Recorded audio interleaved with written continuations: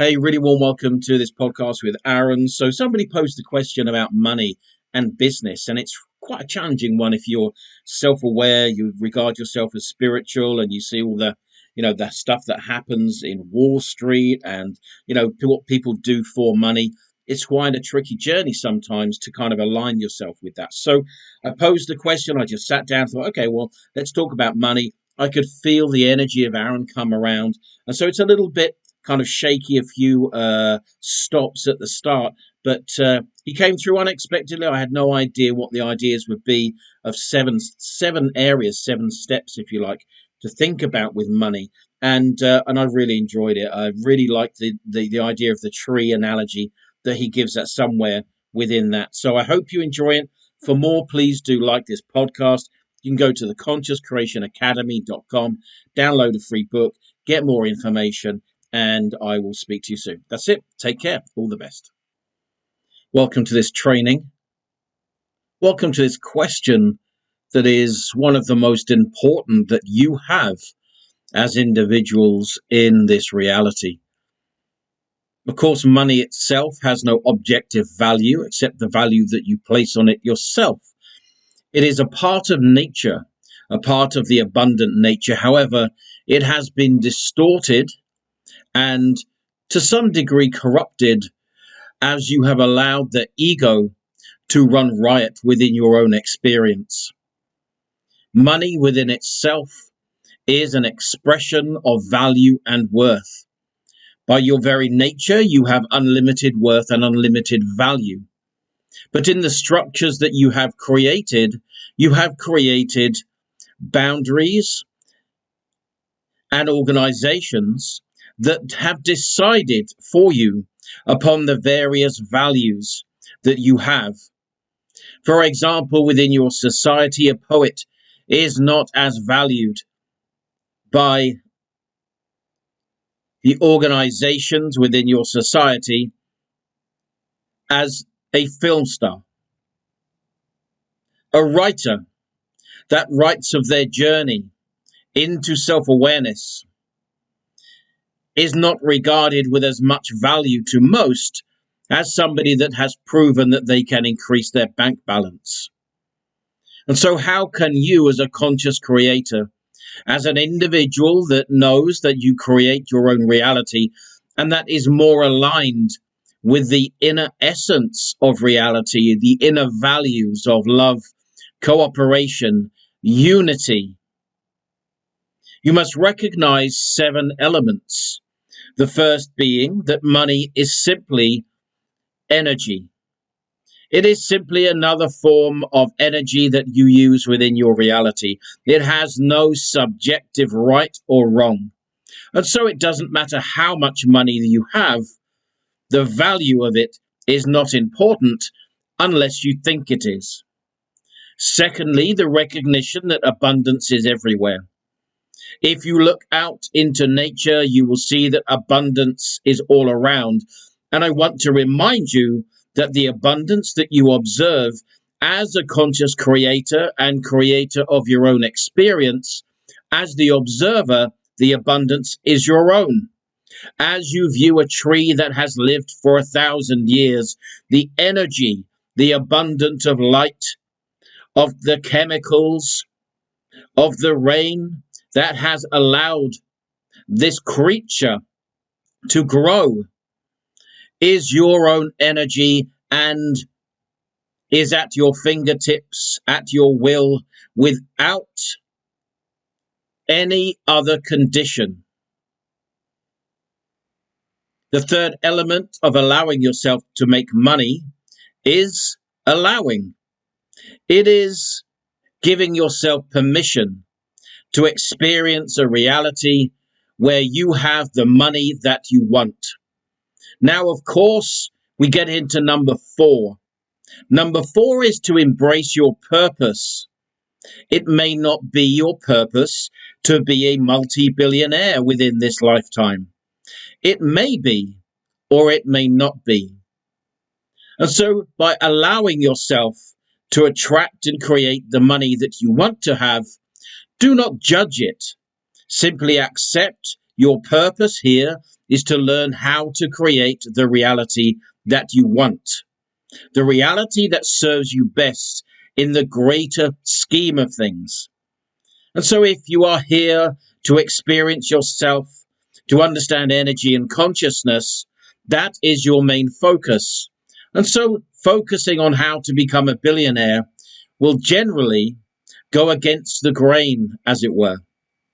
And so although you do not have a limit to the amount of money that you can create, you have placed within your environment, within the blueprint of your life, a limit to the amount of time and focus that you can place upon the making of money. Number 5, your beliefs create your experience. If you believe that money is evil and that you are good, you will simply repel any opportunity you have to make money. If you believe that you are not worth being comfortable or rich, whatever it may be in your terms, you will simply repel the opportunities that are created and available within reality.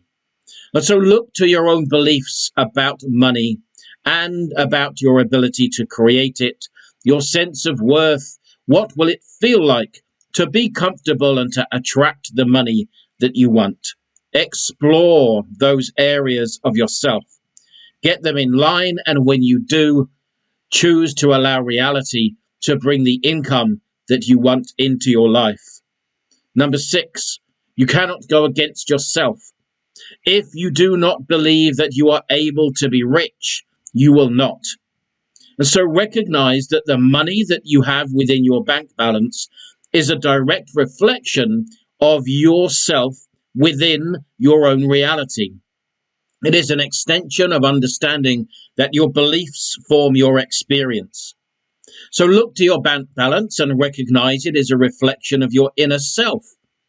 Imagine yourself with more money, opening the envelopes or looking on your phones, looking on your computers and seeing more money within the bank balance. Choose to allow it. Choose it joyfully and gracefully. Do not grasp at it, and allow the opportunities to come towards you. Recognize, number 7, that business is part of this reality. The business that you create as a conscious creator, as a spiritually and self-aware individual, must match with your values.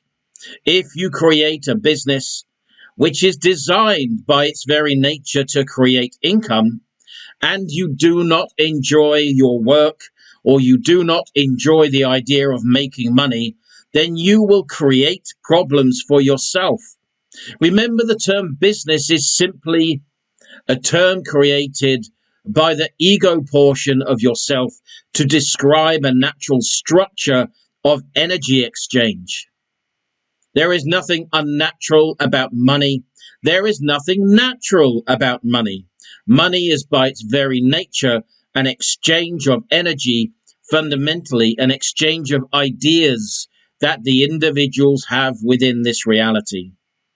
And so if you follow those 7 ideas, if you recognize that you can achieve a life where you have financial abundance, where you enjoy the work that you do and allow it, connect with your inner vision of yourself and release the limiting beliefs that you have yourself chosen, mostly unconsciously, you will find that income is attracted, opportunities are attracted into you.